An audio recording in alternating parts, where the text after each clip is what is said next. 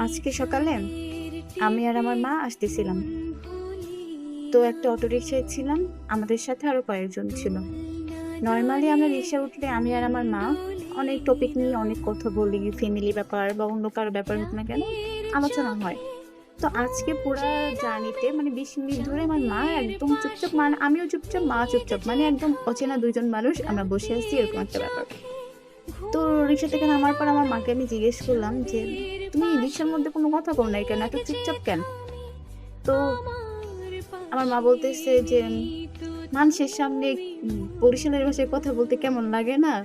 এজন্য চুপচাপ।" মানে আমার মা হচ্ছে শুদ্ধ ভাষায় কথা বলে, আবার সাথে বরিশালেও কিছু এড করে। এখন মানুষের সামনে ওভাবে কথা বললে মানুষ যদি কিছু মনে করে বা হাসে, সেজন্য সে চুপচাপ কোনো কথা বলে না। আমি তো অবাক, মানে এটা কোনো কথা? ওই চাঁদের টিপে মন